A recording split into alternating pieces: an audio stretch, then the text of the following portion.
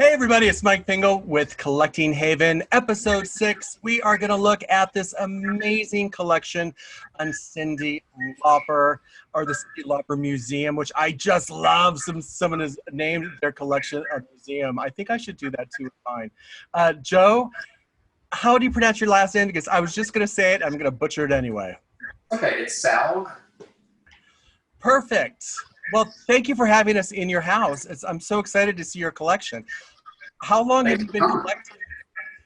So I started when I was 14, and I'm 50, so over 35 years.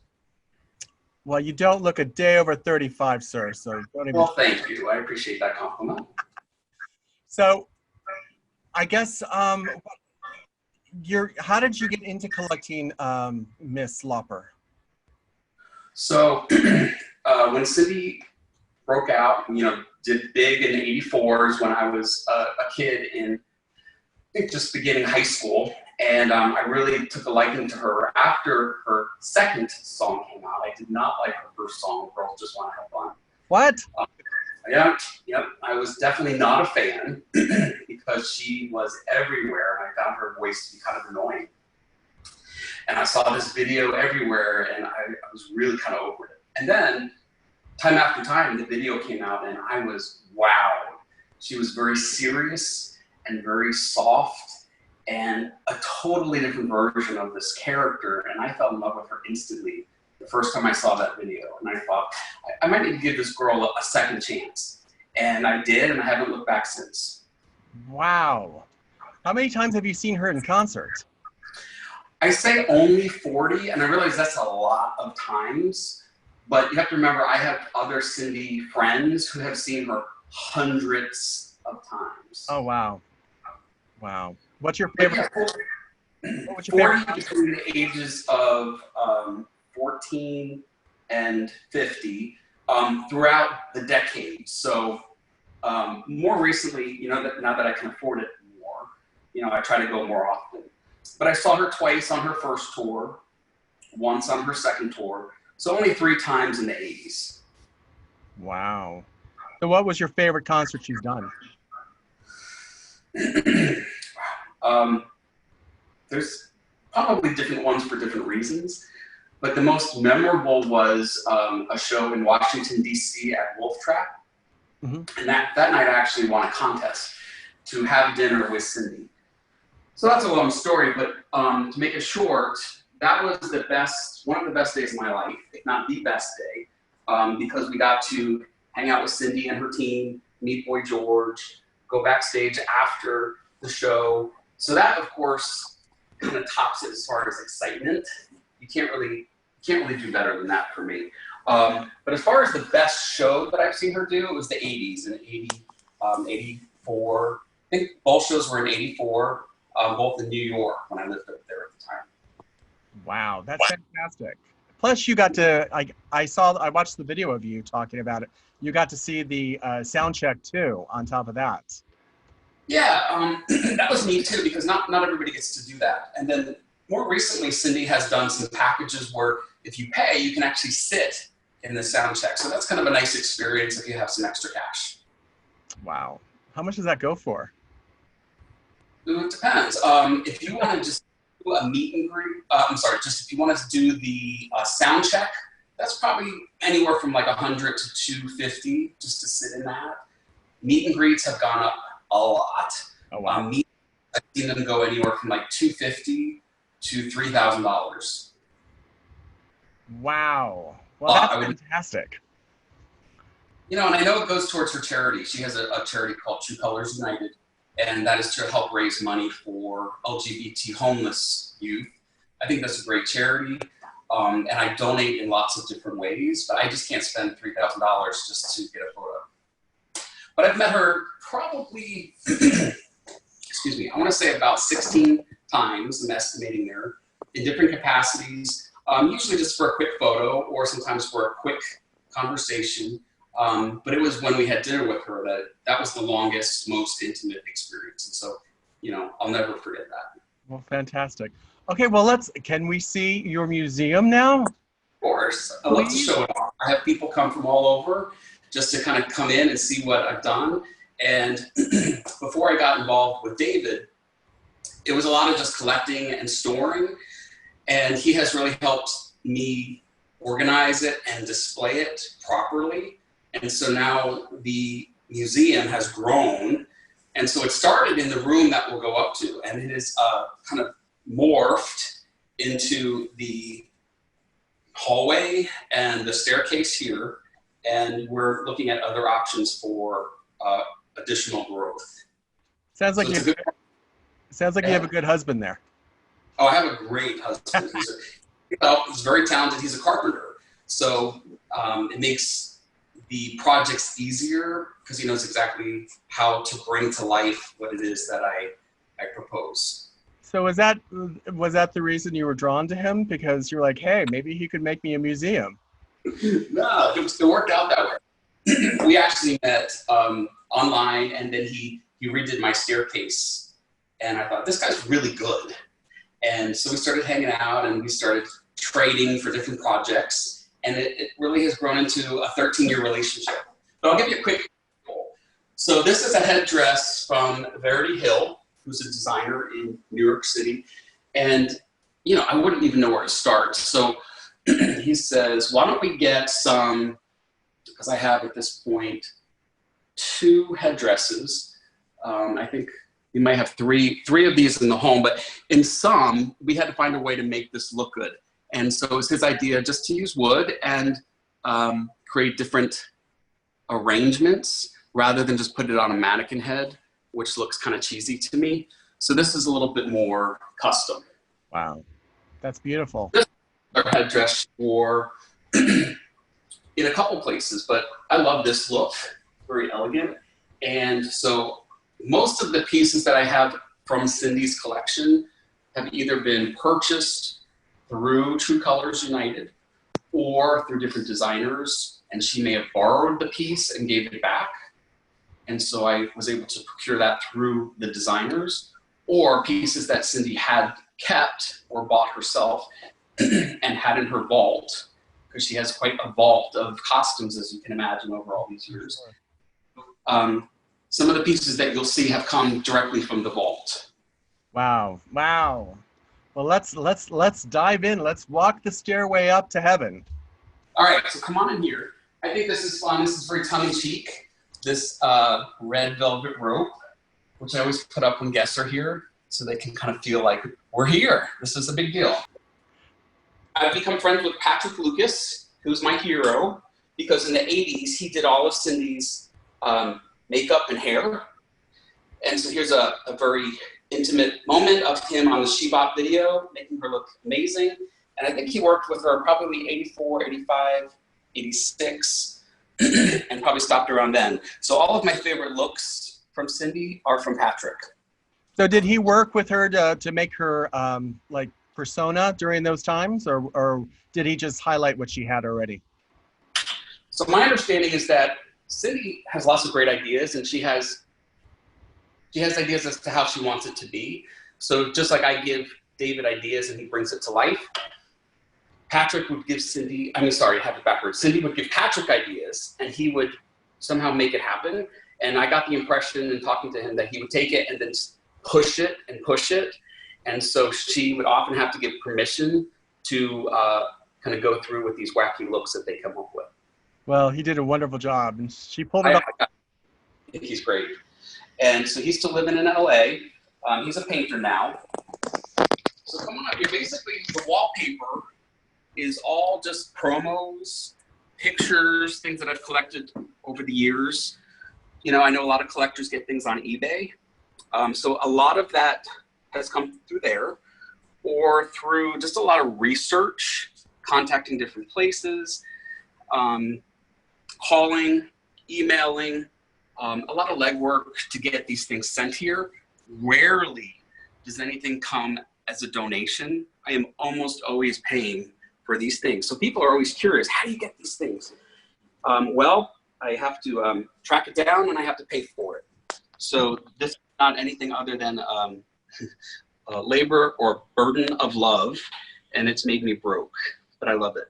What about that gold record? Is that a gold record of hers? Yeah, this is Patrick's gold record that Cyndi gave to him. And so Patrick let it go, and he knew that it would be coming here.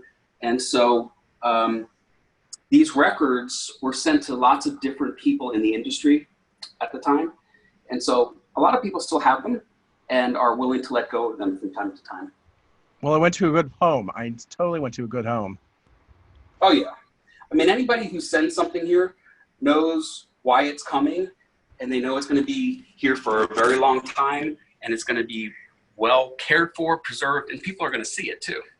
And loved. And loved. Of course, of course.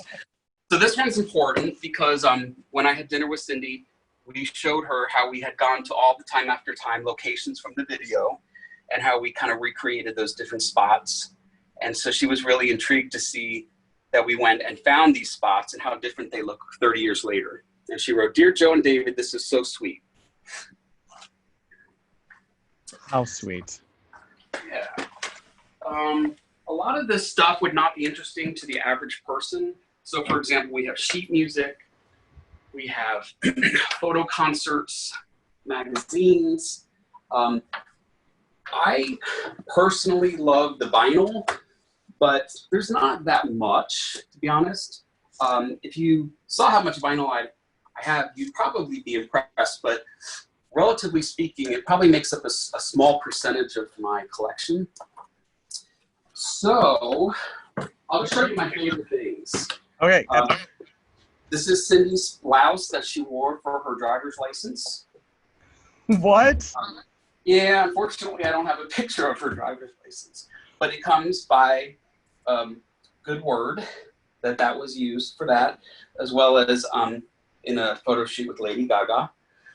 I love, for the people who don't really follow Cyndi, she did a reality show. Excuse me. And I want to say this was 2013, maybe I'm wrong, but it was on Wii, and it was a great kind of behind the scenes reality show. And we got a glimpse into Cyndi's life. And I just love this look of hers, the promo. I think everything about this was very well done, but for whatever reason, it wasn't renewed. I'm not sure that she really wanted to continue with that project, but the fans loved it because we got to see all the players, the dog, the stylist, the tour. It was fun. It was a lot of fun. So if you're looking for an inside scoop or you want to see Cyndi in the real life, then watch Still So Unusual. Wow. Wow, wow, wow. So this is a cool outfit that she wore opening for Cher. And usually when I put up an outfit, I have pictures to go with it. And so sometimes I get around to that. Sometimes I'm still working on it. It's just a lot of time. So for example, I don't have that displayed with her wearing it, but I will. This is a fun outfit that I saw her in when she did the True Colors tour in 2006. And we just painted this week. There's still some work to do. But this is inspired by the She's So Unusual cover. Absolutely. And this was done in Coney Island. Excuse me. And we thought it would be fun just to do kind of like a nod to that look, the crazy colors. So I'm going to have somebody put some graffiti on there and put Roberto Clemente, who was a baseball player who apparently was featured in the Wax Museum that this album cover was photographed at. Wow. This is the only dress that I have from one of her videos, so of course I have that playing here. And that one's special to me because I don't really have anything else of hers that she's wearing in a kind of produced video. And yet, this is probably the most expensive item I own. So I know one of your questions for your collectors is, what's the most expensive item in your collection? And it's probably this guy. This was worn in this photo shoot in Billboard magazine. And I was very, very, very happy to get this. Long story short, I actually bought this from another collector. And then I added the pieces, tracked down and found, and with some help, purchased the pieces to go with it. So I have the whole outfit, minus, the accessories. So when you add all that together, pay auction fees, shipping, it gets really pricey. So I hate to tell you how much it was, but this went on the credit card. Wow, that is Yeah. amazing. Thanks. I generally spend more money than I should, but if I see something I want, I can't not have it. Yes. So I think a lot of the stuff you have is kind of one of a kind things, right? They're not mass produced. So you see it, if you don't get it, you don't get it.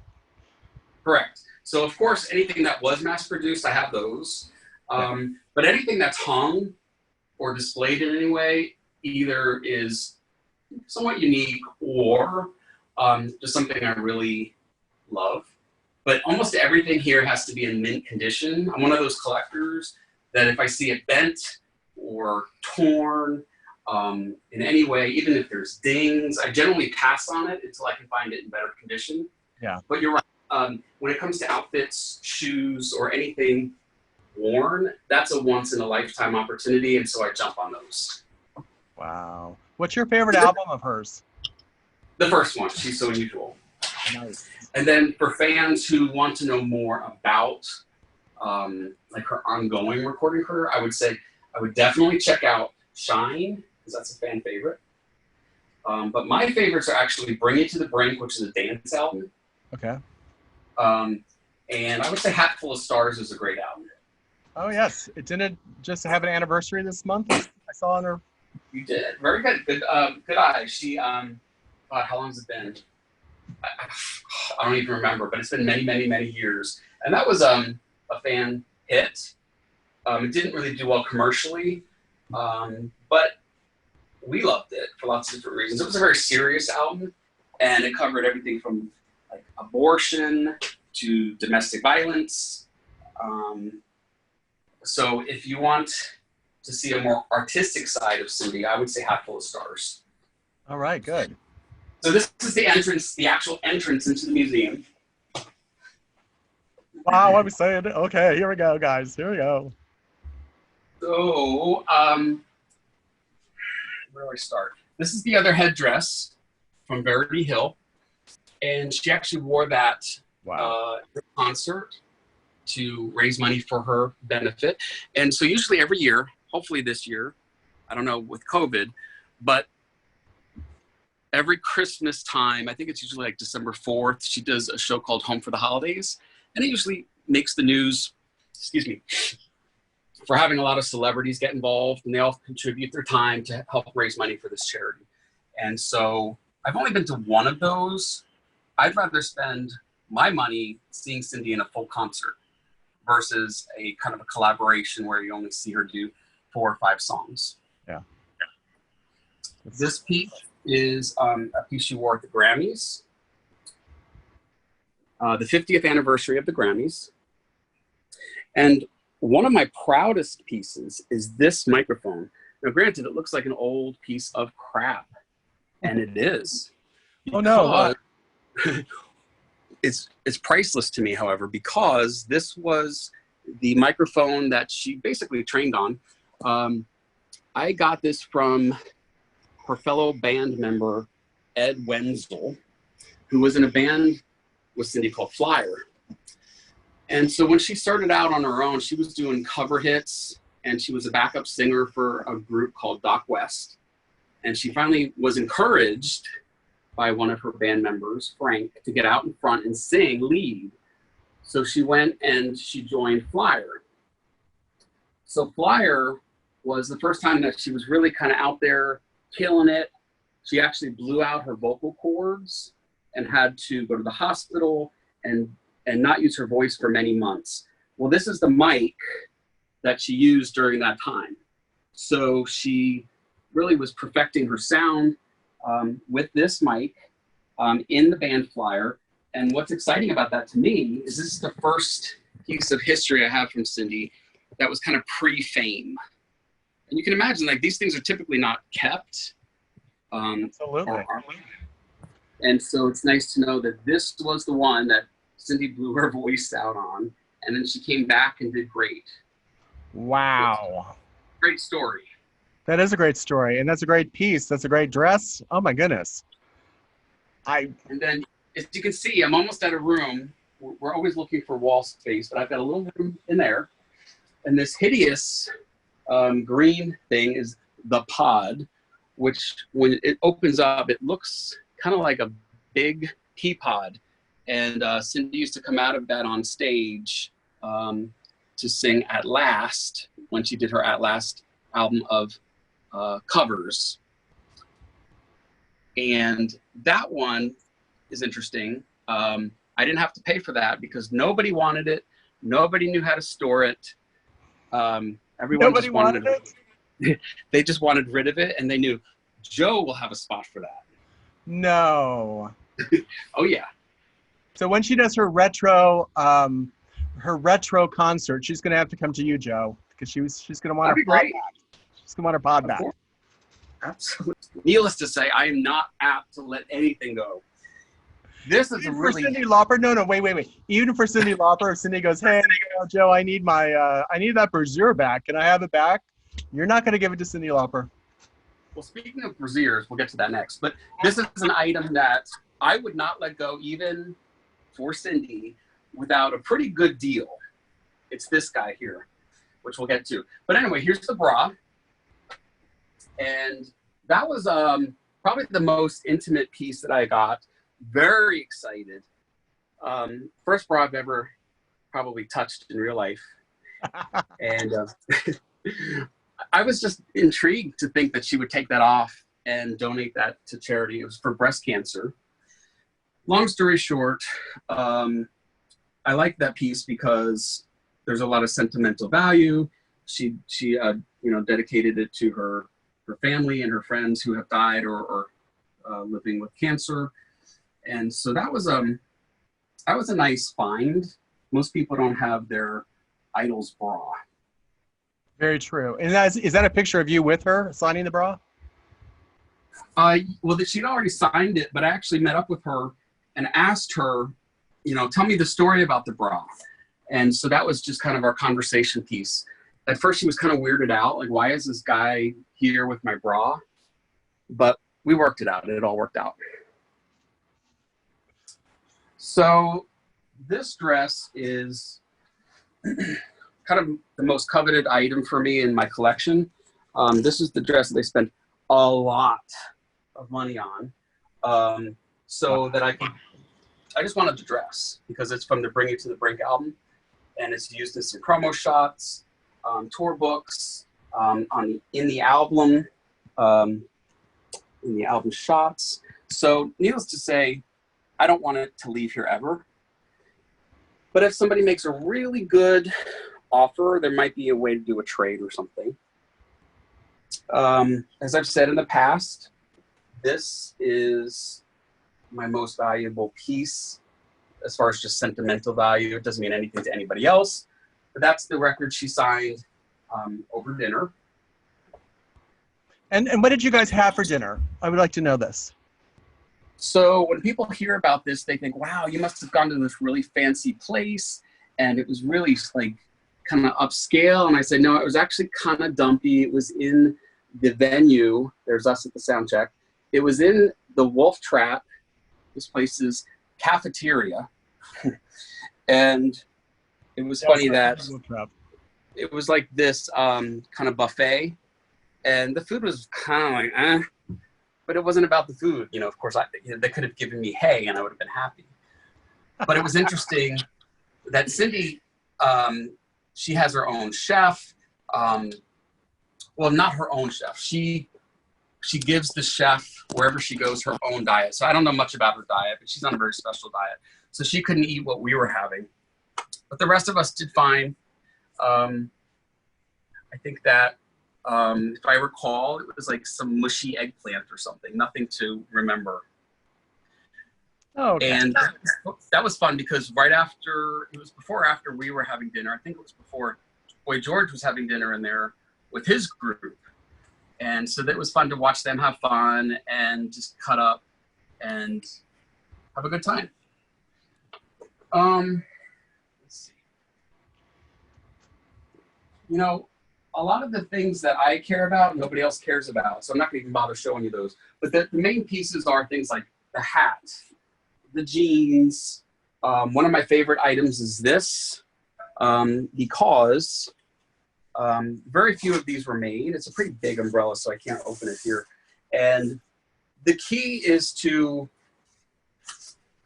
kind of know what's rare and know how much to pay for it. Otherwise, you could easily overpay for something. Absolutely.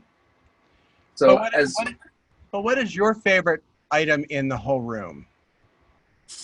It's probably the blue dress. But I have an interesting story about the most important item in the museum. You can't actually see. It's actually, I have some unreleased music. And what? So, yeah, so the coolest part about being the museum owner is people start to, show interest. And so the interesting story is I received a thumb drive in the mail, and the source is unknown, but I have received a lot of demos, unreleased songs that fans would literally kill for. They've been talked about for many, many years.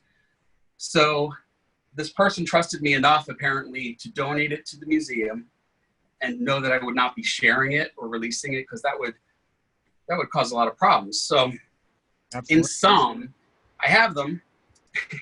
Nobody gets to hear them but me and David. But if somebody ever contacted me and said, hey, I have something really unique, something that has not been heard, maybe some other unreleased stuff, then I guess there's always a way to do a trade. For example, I've heard that Blue Angel, one of Cyndi's bands prior to getting famous, had released enough music for a second album, which was never released. So I would love to get my hands on those types of things, because the museum collects the actual music. So the most important thing I have in my museum, I can't show or share or have anybody listen to. It's kind of frustrating. Just talk about, brag about it. I love it. I love it. What was the first piece you purchased, or first piece you had? Do you know what that was? As a kid, keep in mind I was 14. It was probably just the She's So Unusual album that I played into the ground. It doesn't exist anymore. I'm sure it's in a dumpster somewhere. So most of those things from when I was young had to be replaced. It wasn't until the internet that I was really able to kind of go big on the collection. So I can't recall having something from my childhood here. Maybe a couple tour shirts that I've worn and are not really presentable anymore. So most of everything had to be replaced. That's the love that you shared. What is the wackiest thing you have there on Miss Cyndi Lauper? That's a good question. I love this question. Come over here. I'll show you. There's these two things that I think are really neat. I just think this is silly. It's a bootleg mini pinball machine. Like, who does this? So apparently somewhere in Argentina, somebody produced these cheesy little pinball machines and sold them. And of course, somebody like me had to buy it. You don't really play with it. I guess you could. Let's see. Anyway, it's ridiculous, but isn't that the best part? It's just so cheesy. Whereas this is neat because this is an actual promo item. This was actually released by Cyndi's company to promote her first album. And so my understanding is her manager bought a bunch of these cheesy toothbrushes. And because it was a leg, they just put her name on it and the name of her first song. And that became a promo item. So I guess, these probably went to people like record producers, but I've never seen another one. This is the only one I've ever seen. And it's hideous, but it's kind of cool because... Very cool. Somebody had to put some thought into that. I love these. A couple fans have these. This isn't that rare, but it's nice to find one in such good condition. It's a pencil case. And this was for her Drove All Night release for the song and video. Pretty neat, huh? My love is... a good part of it goes to Japan. Now, I've never been, but the Japanese fans are so loyal, but they also preserve everything. I don't know if you've experienced this with your collection, but if anything comes from Japan, it's pristine. It's well packaged, and it's the best customer service. So if you want something to look great, it has to come from Japan. Yes, every album of Cheryl Ladd I've gotten from Japan is in a top-notch shape. There's no bends. You saying that, I didn't even think of that until you just said that, but it's true. All the Americans look like they've gone through World War III, but you know. Well, you know who I found, I'm going to get some shit for saying this, but you know who I found to be the worst is Brazil. They look like they have basically like gotten water on it, and then the coffee stains, and then they ran it under their truck, and then they mailed it to like 17 places, and then it came back, and that's when it arrives from Brazil. You're like, oh God, this is hideous. So it's very hard to have pieces from Brazil looking good, and I have some of those, I do. But these are neat because these are Japanese phone cards. Have you ever seen these before for other collections? I'm sure you have. So these are these little like cards that you put in the machine, and they have minutes on them. And in the 90s, it was very collectible to have all these different artists or, hobbies. And I just think it's genius. Those are amazing. Yeah. I don't think they made one on Angels, so I haven't seen one before. No. Okay. This is cool. Before I met Cyndi, well, actually I had met her, but before I got to really talk to her about my collection, I sent her a picture, and I was really excited that I had this dress, and I wanted her to know I had the dress. And then she wrote that back, and that made my day. It says, "Oh my God, that's a lot of stuff." Oh, I thought it said, "Oh my God, I want my dress back." That too. The thing is I don't think she can appreciate, what I'm trying to do. I think she's probably just weirded out, to be honest. I don't think so. You don't think? No. I don't know. I think these celebrities have to put up with a lot. True. But somebody needs to keep this stuff. You have an amazing collection. When will she be dropping by to see the museum? Tonight. Tonight? She's going to buy for some coffee tonight. Because honestly, she should come and see it. I don't know why she hasn't seen it yet. Well, she's busy. She probably could care less, to be honest. She's seen most of this stuff, I'm sure. My understanding is she's kept a lot of it. She has some things in storage. She has some of it in her apartment. She has some of it in the vault.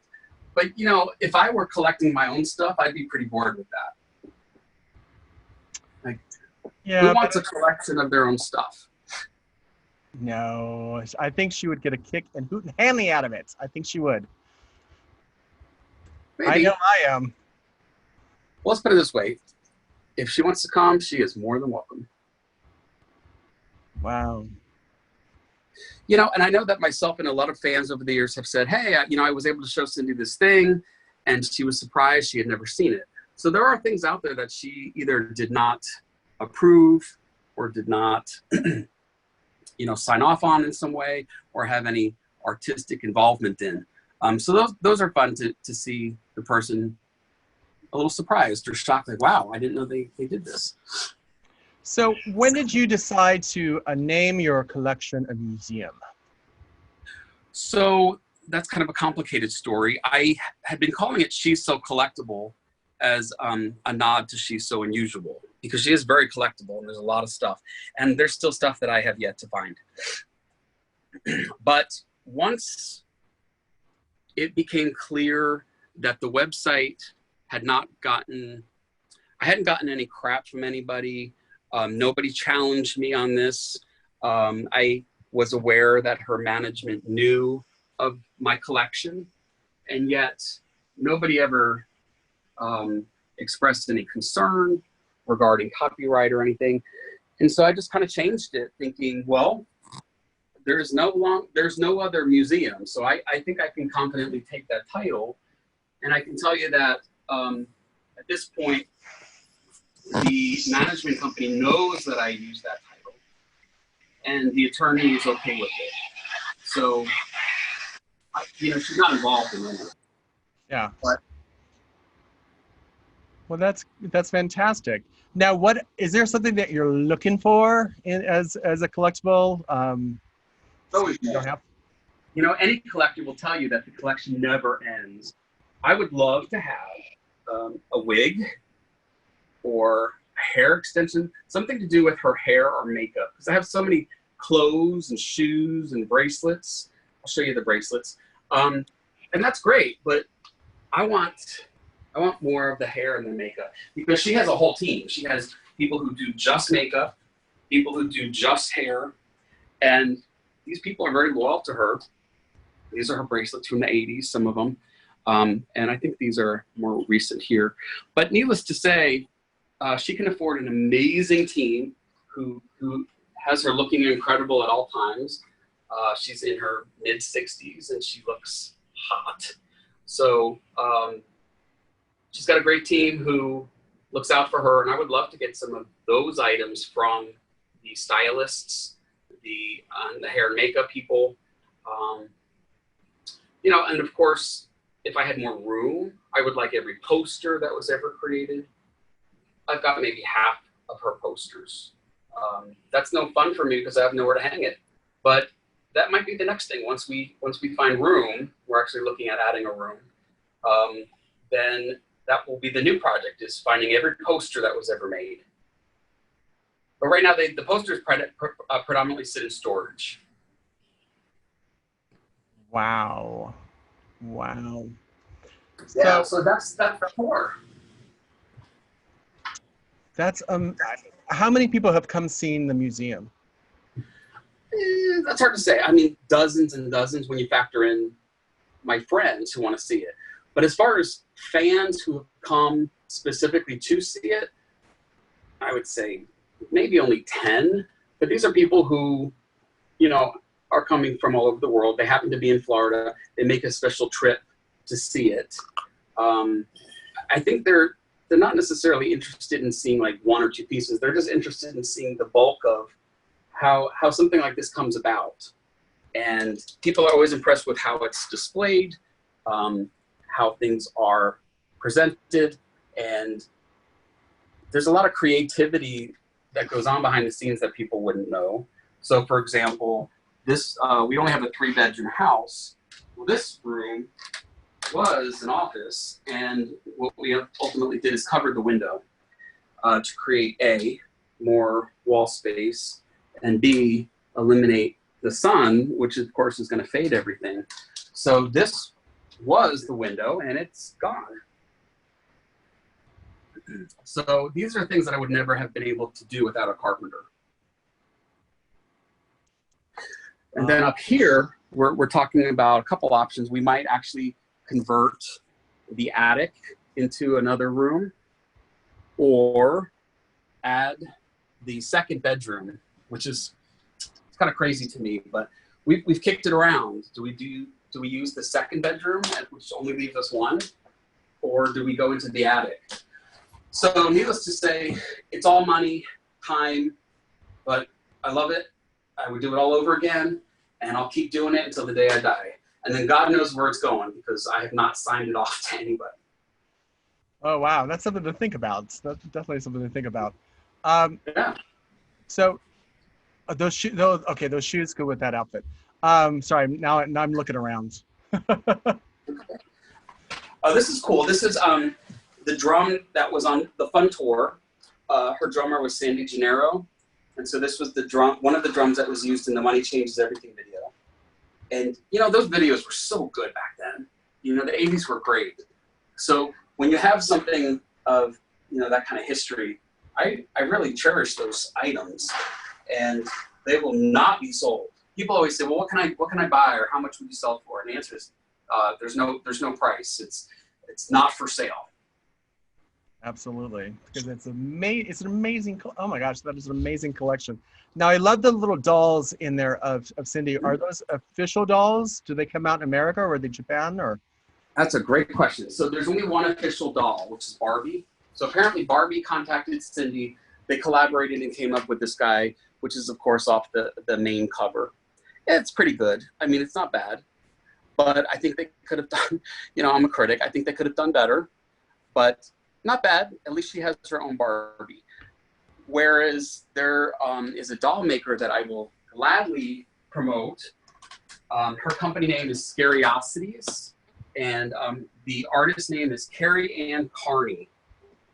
And I can send you that information for anybody who might be interested, because she does custom work. She could do you. She could do a celebrity. She could do a family member. And you just send her what you're looking for, and then she literally recreates these from scratch. She redoes the hair. Everything's hand painted. They're pretty amazing. So I started with that one because, of course, it's the Time After Time doll. And then I sent the duffel bag to Cyndi, and she signed it. And I wanted her to see, you know, there's some really amazing people out here recreating her imagery. So if anybody wants to hire Carrie Ann to create a custom, I don't know, for example, Lady Gaga, then you could hire her and she will custom design whichever version of the artist you want. So these are the three that I picked. Love that one. I love that one. Thanks. So, you know, if I wanted to, let's say, for example, if I wanted Hawaiian Cyndi, then I just send Carrie Ann some pictures, and then she would give me a price, and we'd have a Hawaiian Cyndi. And they're one of a kind. So if she makes, for example, this True Colors doll, then nobody else is getting that doll. Now, of course, there's a million doll makers out there, but come on, she's amazing. She's amazing. And that's why I thought they were, you know, something from Japan or something, because they're so amazing looking. Right? And so Cyndi knows about them. She follows Carrie Ann on Instagram. So she's pretty incredible. But no, Cyndi only has one official doll. Wow. And I know one of the questions that, because I've been watching your other episodes, and they're fun to watch. Good job. It's fun to see how different people collect, what they collect, how they display it. And I know you always ask, what is the price? And we always have this debate because it's never been appraised. But I can tell you that I would estimate it to be somewhere between like 20 and 30,000. And David always rolls his eyes. He literally just rolled his eyes right now. As he said, it's more like $250,000. No, it's between $100,000 and $200,000. I can give you $30,000 in 5 shots. He stayed up at night thinking about this. He knows. He has no idea. If he was to put a pen and paper to this, it would shock him. Well, I think you're mistaken. I can tell you that even just like all the framing really adds up. So I try to go cheap on a lot of the frames, but when you have something professionally framed, that's hundreds and hundreds of dollars. We sometimes save money by David doing some of his own custom framing. But even if you look at like these cheap frames that you can get anywhere, each one of these little frames is anywhere from what, like $2 to $5. And so you have to think about just the frames alone are hundreds and hundreds and hundreds of dollars. But I would say, I don't know. All right, 35,000. You're crazy. All right, we're at 5, 10, 15. We're at 20 right now. At least. Needless to say. And you want to throw in Carrie Ann's? We're up to 25. Oh, stop. It's not that much. But what I will tell you is we joke about this all the time that, like, when am I going to stop? And the answer is never. No, I know the feeling. I say I'm never going to buy anything this month or next month, and there's always something. Something always creeps up. And I'm like, okay, I have to get it. Right? So how much would you say yours is?